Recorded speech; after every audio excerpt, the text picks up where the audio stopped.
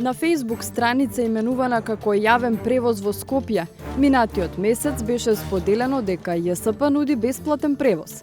За 120 денари, како што пишуваше во објавата со така наречена транспортна картичка, жителите на Скопје би можеле да се возат со сите автобуси низ градот. Во објавата беше споделен и линк за повеќе информации, но наместо детали, од линкот станува јасно дека се работи за измама. Лажната вест за бесплатен превоз е само една во мноштвото дезинформации кои се споделуваат на социјалните мрежи, а ги нотираат новинарите што прават проверка на факти. Главниот уредник на Вистиномер Владимир Петрески вели дека некои се повторуваат, како во случајот со ЈСП, или се совпаѓаат со слични измами. Гледате, ова е веќе рецензирано и обележано е како лажна информација. Ова е тоа, арно, ама ако ќе отидете подлабоко кога ќе навлезете, еве вика примерна земја, регион, локација на луѓето кои што управуваат со оваа страница, таа е од Виетнам. Значи, ова е меѓународна измама, глобална измама е, и ова ние на европско ниво ова го имаме анализирано и ова се преку 100 градови, може бе и 500 градови во цела Европа. Петрески и неговите колеги ловат дезинформации поврзани со вакцини, криптовалути, реклами за лажни лекови во кои се злоупотребуваат јавни личности, теории на заговор, но и објави со политички контекст. Особено актуелни се наративите поврзани со војната во Украина. Според Петрески, тоа се нарекува хибридна војна, а ја води Кремљ.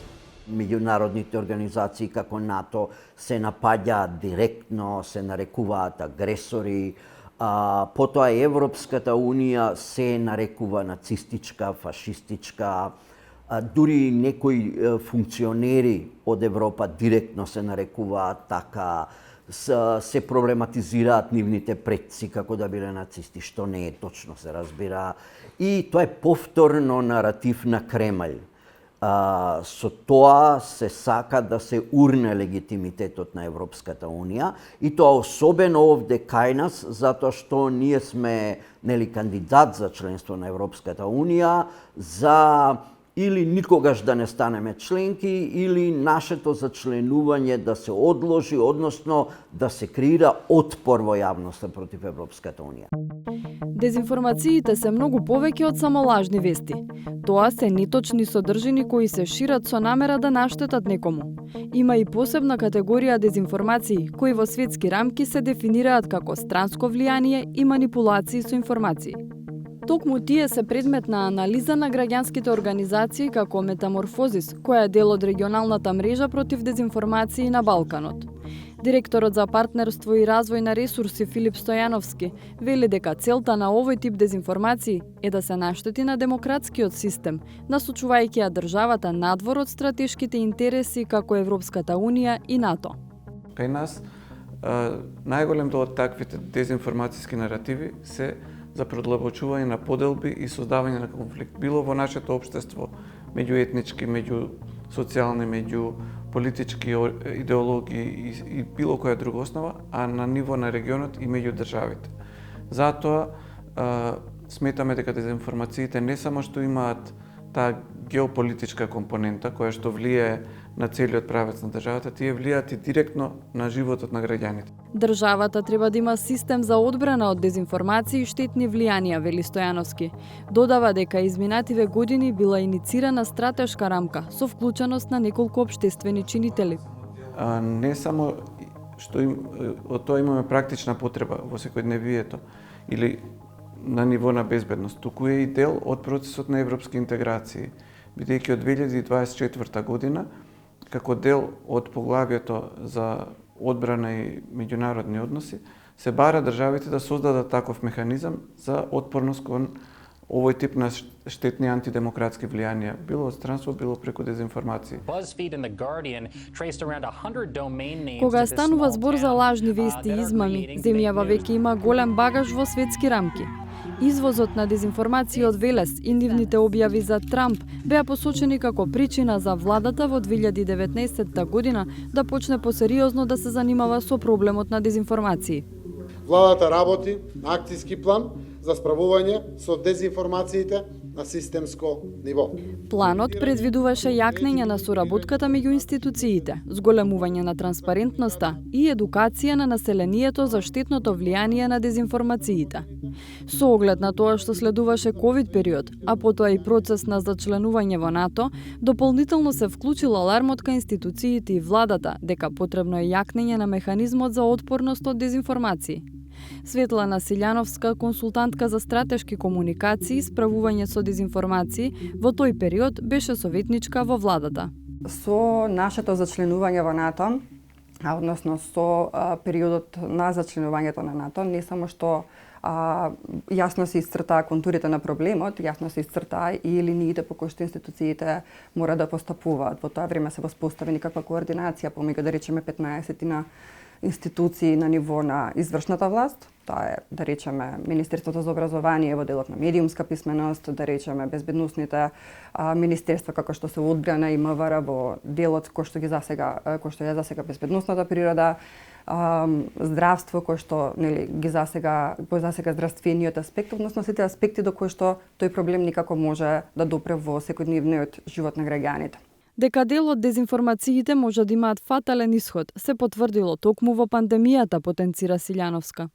Имавме, да речеме, случаи каде што лекари ни пријавуваа дека пациентите доаѓаат премногу доцна да побараат лекарска помош, затоа што е проширена дезинформација дека лекарите здрави пациенти убиваат во име на ковид и за тоа земаат никакви пари. Тоа беше еден од, да речеме, најсериозните проблеми кои што директно влијае врз живот на граѓанин. И тоа беше поводот, да речеме, Министерството за здравство да воспостави една стратегија за управување со информација, која што подразбира дека Министерството ќе работи со здравствените работници, со кадарот, кој што ќе работат со граѓаните, за да може да се воспостави и тоа ниво на доверба, меѓутоа и тоа ниво на точно и правилно информирање.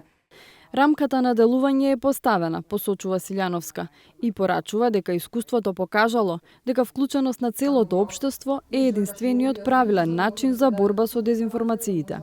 Во тоа време размислувавме за совет кој што ќе биде по истиот принцип на Советот за соработка со граѓански организации, односно ќе биде тело кое што ќе се бави со проблемот, меѓутоа во себе ќе вклучи и граѓански организации, и медиумски организации, и академска заедница, дури и бизнис заедницата, ако е тоа потребно, бидејќи различните сегменти на различен начин допираат до ова прашање. Во последниот извештај на Европската комисија за земјава за 2024 година е нотирано дека Македонија е членка на Европскиот центар за борба со хибридни закани и дека разменува информации со партнерските разузнавачки служби. Понатаму се вели во извештајот, земјата ја спроведува стратегијата 2021-2025 година, а од март 2024 има и совет со кој председава премиерот.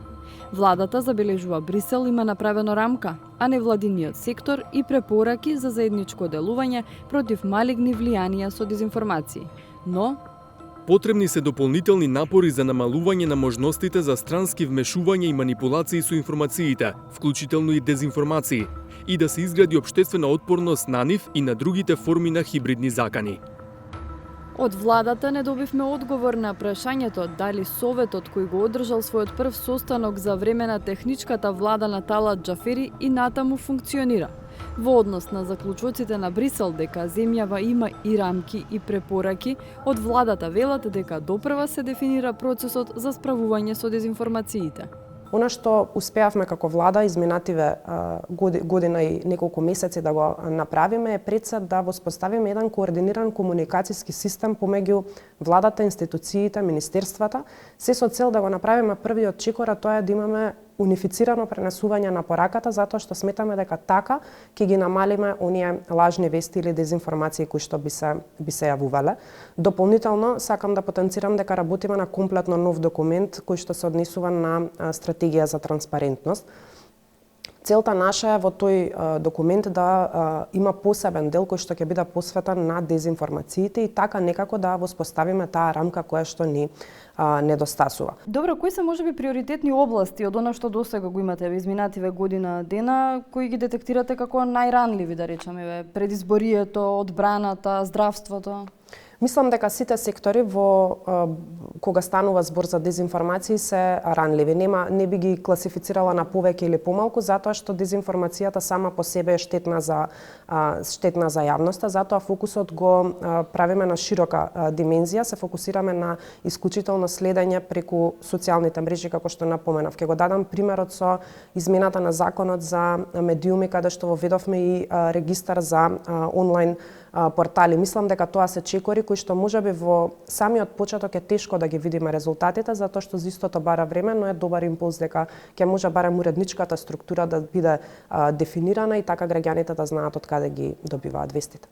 Митева ги отфрла критиките на дел од граѓанскиот сектор дека е закочена соработката со нив. Формирана е работна група со представници на невладините, медиумските здруженија и институциите, посочува Митева. Досега е одржана една средба, а иницијативата е на Институтот за комуникацијски студии. Првата средба била за запознавање со проблемот на дезинформации.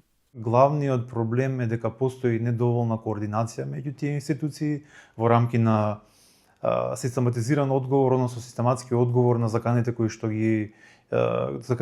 доаѓаат со хибридните закани, со дезинформациите и со странските влијани. Тоа води кон потенцијален хаос во однос на реакциите кои што ги има државата кон таквите закани. Еве, како пример би го дал и нападот кој што беше во 2023 година кон Фондот за здравствено осигурување, каде што се дозна подоцна од извештајот на Државниот завод за ревизија дека не постоел некој висок степен на загриженост околу предупредувањата кои што им биле опатувани на IT секторот во фондот, и игнорирањето на тие предупредувања доведе до сериозно загрозување на личните податоци на граѓаните. Од Институтот за комуникацијски студии посочуваат дека заклучоците од средбите сепак не се обврзувачки, туку советодавни. Понатаму останува на институциите дали ќе ги имплементираат препораките кои би произлегле од средбите. Но она што е јасно и во што се согласуваат нашите соговорници е дека државата мора да го подигне нивото на отпорност на дезинформациите, кои се побрзо се шират и се потешко се препознаваат.